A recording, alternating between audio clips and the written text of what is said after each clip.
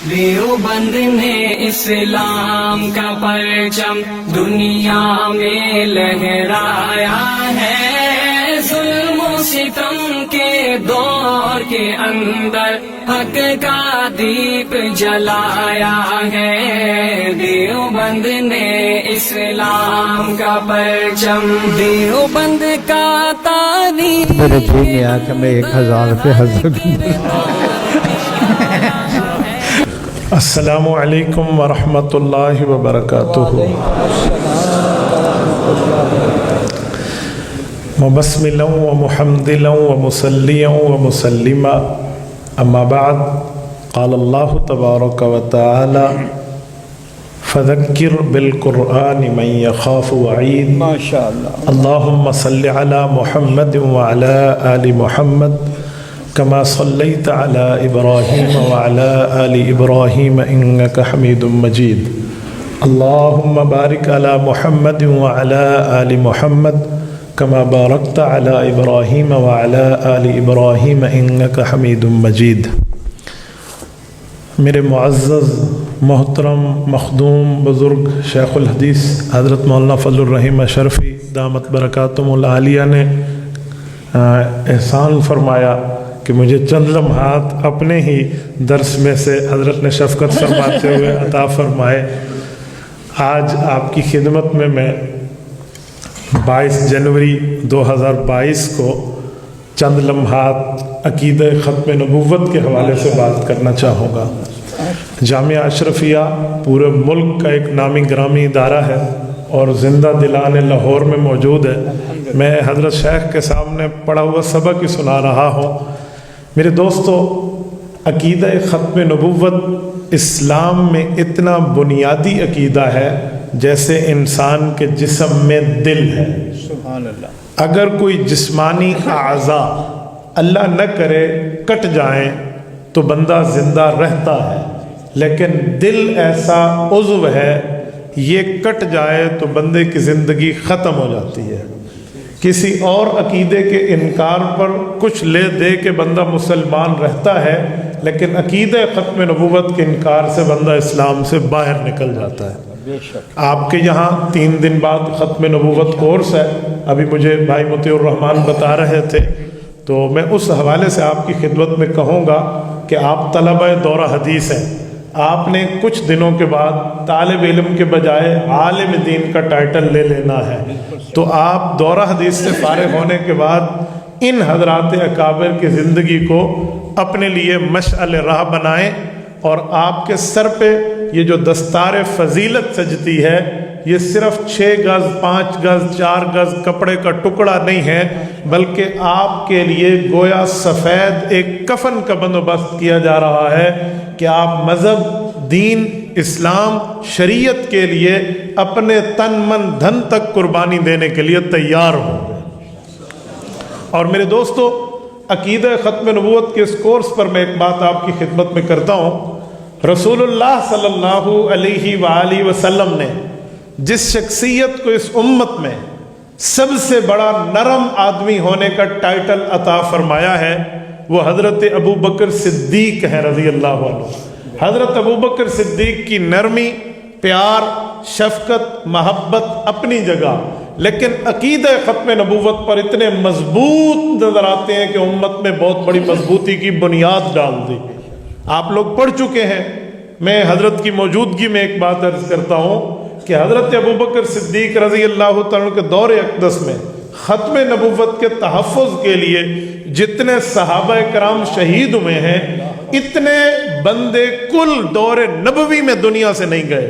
مسلمان اور کافر ملا کر دور نبوی میں جو اموات ہوئی ہیں ان کی تعداد 740 سے بھی ایک نمبر کم ہے، 739 بندے ہیں۔ رسول اللہ صلی اللہ علیہ وسلم کے 27 غزوات، صحابہ کرام کے 400 سریات، 427 مہم جوئیاں ہوئی ہیں مدنی زندگی کے 10 سالہ عرصے میں، تو 750 بندہ بھی دنیا سے نہیں گیا، مسلمان پلس کافر ملا کر۔ لیکن عقیدہ ختم نبوت پر جب بات آئی، حضرت ابوبکر صدیق رضی اللہ عنہ نے اپنی تمام صلاحیتیں یوں اس کے تحفظ پہ لگائی ہیں کہ ایک یمامہ کی جنگ میں 1200 صحابہ کرام شہید ہوئے ہیں. یہ ارحم امتی کا ٹائٹل پانے والا ہے. آپ اندازہ لگائیں اتنی زیادہ اس عقیدے کی سینسٹیوٹی ہے, اتنی حساسیت ہے. تو یاد رکھیں حضرت ابوبکر صدیق نے یہ کیوں کیا کہ وہ رسول اللہ صلی اللہ علیہ وسلم سے ایک چیز کا معائنہ فرما چکے تھے. وہ معائنہ یہ تھا کہ وَإِنَّكَ لَعَلَىٰ خُلُقٍ عَظِيمٍ, پیغمبر کریم کے اخلاق اعلیٰ ہیں. حضور پاک علیہ الصلوۃ والسلام کے پاس جو بھی آتا مہمان بن کے حضور اکرام فرماتے, کیونکہ حدیث پاک ہے من کان منکم یؤمن باللہ والیوم الآخر فلیکرم ضیفہ, مہمان کا اکرام مؤمن کی شان ہے. حضور پاک کے پاس یہ مسلمہ چل کے آیا تھا. یہ مسلمہ کذاب وہ ہے جو حضور پاک علیہ السلام کے پاس اس وقت آیا جب اپنی نبوت مانگنے آیا اور حضور پاک سے عرض کرنے لگا کہ آپ میرے بارے وصیت کر دیں, میں کلمہ پڑھ کے مسلمان تو ہوتا ہوں لیکن اپنے بعد آپ مجھے نبی بنا دیں یا مجھے کسی ایریا کا نبی بنا دیں. رسالت مآب علیہ السلام کے ہاتھ میں اس وقت ایک چھڑی تھی, ایک اسٹک تھی. آپ علیہ السلام اس چھڑی سے زمین پر یوں کرید رہے تھے. اچانک اللہ کے رسول سے اس نے یوں کہا تو حضور پاک نے دیکھ کے فرمایا مسلمہ نبوت کی بات تو دور ہے, میں ختم نبوت کا وہ مقام لے کر آیا ہوں کہ تمہیں یہ ایک چھڑی مانگنے پر دے دوں اس مسئلے پر تو اللہ اس پر بھی راضی نہیں ہے. آپ اندازہ لگائیں حضور کے اخلاق کتنے زیادہ ہیں مہمان کے ساتھ, لیکن عقیدے پر مضبوطی کتنی ہے.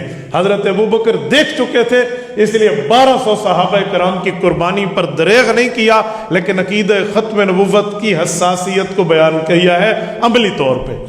دوسری اور آخری بات, ہمارے اکابرین نے ختم نبوت پر مذہبی, دینی, تدریسی, خانقاہی اور سیاسی ہر سطح پر ختم نبوت کے تحفظ پہ کام کیا ہے, ہر سطح پر کام کیا ہے. محدث یوسف بن نوری رحمہ اللہ کی قیادت میں 1974 کے اندر حضرت عینی شاہد ہیں اس بات کی, ملک پاکستان میں باہر تحریک چلی ہے, اسباب مدارس اٹھے ہیں, ارباب خانقاہ اٹھے ہیں, سیاسی زعماء اٹھے ہیں اور بلا شرکت غیر ہر کسی کو بلایا ہے, چاہے وہ ہمارا مسل کی مخالف کیوں نہ ہو. مسلمانوں کے تمام مسالے کو اکٹھا کر کے تحریک اٹھی اور اسمبلی کے اندر حضرت مولانا مفتی محمود رحمۃ اللہ تعالی علیہ کی قیادت میں تمام مسالک کے علماء جمع تھے, انہوں نے وہاں سیاسی سطح پہ کام کیا. تو ختم نبوت کو ان حضرات نے 1974 میں وہ منوایا کہ آج ملک پاکستان میں حضور پاک کے ختم نبوت کے انکاریوں کو یہ قانون مان کے تو رہنے کا حق ہے, اگر اس قانون کی مخالفت میں آئیں گے تو آئین ان کو رہنے کا حق نہیں دے گا.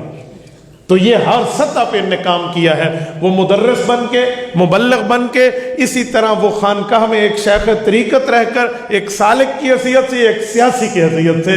تو آپ نے دین کے تمام شعبہ حیات کو سنبھالنا ہے, ان کی حفاظت کرنی ہے, اور بس ایک ہی بات ہے کہ اپنے اکابر سے جڑے رہنا ہے, اپنے اساتذہ سے جڑا رہنا ہے. یقین مانیے میں ایک بات عرض کرتا ہوں, یہ صحیح بخاری آپ پڑھ رہے ہیں نا, آپ ایسے رہیں کہ آپ کو یہاں سے فراغت کے بعد بھی صحیح بخاری کھول کے حدیث کی کتاب سے حدیث نکالنے کا طریقہ آتا رہے, ورنہ طلبہ تو بعد میں دیکھتے ہی نہیں ہیں. جب آپ کے علوم مضبوط ہوں گے, فنون پر دسترس ہوگی, اور انشاءاللہ تعالی آپ اس کو پڑھا بھی سکیں گے اور پڑھ بھی سکیں گے.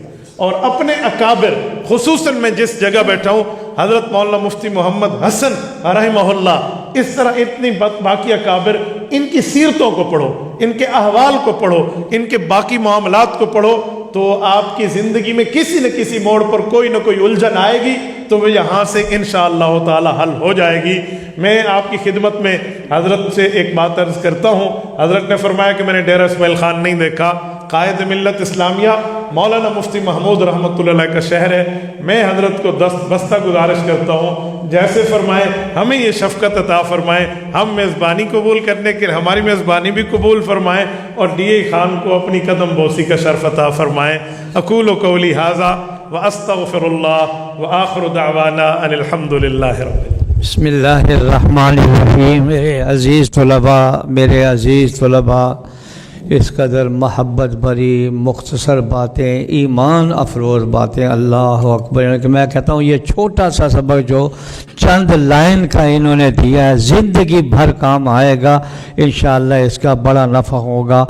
مولانا کے اس بیان پر میں ان کو بہت تبریک پیش کرتا ہوں، لیکن انہوں نے جو ایک جملہ یہ حدیث کا پڑھا نا، من کان یؤمن باللہ والیوم الآخر فلیکرم ضیفہ، اس وقت میرے جیب میں آیا کہ میں 1000 روپے حضرت کے اور آنے کا بھی نظم بناؤں گا انشاءاللہ. انشاءاللہ. بہت شکریہ جی. بیٹا خیال کرو جو وہ ایک اشرفی نمبر آپ کو ابھی میں دیں گے، یہ میرے بھائی جان کا نام، وہ آپ کو لے جائیں. دل خوش کر دیا انشاءاللہ. ان کا آنا ہوگا پروگرام میں کہ نہیں؟ کو جی میری طرف سے دعوت دیں گے. ٹھیک ہے. یہاں جی تقریباً سینکڑوں آئیں گے جی چھٹی کے بعد تھا، اور جو ایک ہفتہ یہاں رہیں گے، اور یہی خط میرے کو ضرور میں حاضر ہوں گا. میری سعادت حضرت 2 منٹ دعا فرما لیں میرے. اچھا جی، ہم نے آج دعا نہیں مانگی، یاد ہوگا ہم روزانہ آیت کریمہ پڑھتے. میں نے کہا آج مولانا کے آنے پر دعا مانگیں گے. سب نے آیت کریمہ پڑھی جس ساتھ صاحب دعا کے لیے ہاتھ. یا اللہ، یا اللہم انت صاحب فی سفر، اللہم انت صاحب فی سفر. یا اللہ سفر کو آسان فرما، قبول فرما، مصداق بنا اس دعا کا. اللہم ردنا الی اہلنا سالمین غالمین فرحین مستبشرین. یا اللہ مولانا کے ایمان افروز بیان نے دل باغ باغ کر دیا ہے. اللہ جی اپنی مرضیات والی زندگی عطا فرما. اے اللہ قبولیت والی زندگی عطا فرما. عقیدہ ختم نبوت پر ہم سب کو اللہ جی پہرا دینے کی توفیق عطا فرما. سبحان ربک رب العزت عما یصفون وسلام علی المرسلین والحمد للہ رب العالمین. آمین برحمتک یا تبارك الذي نزل الفرقان على عبده ليكون للعالمين نذيرا.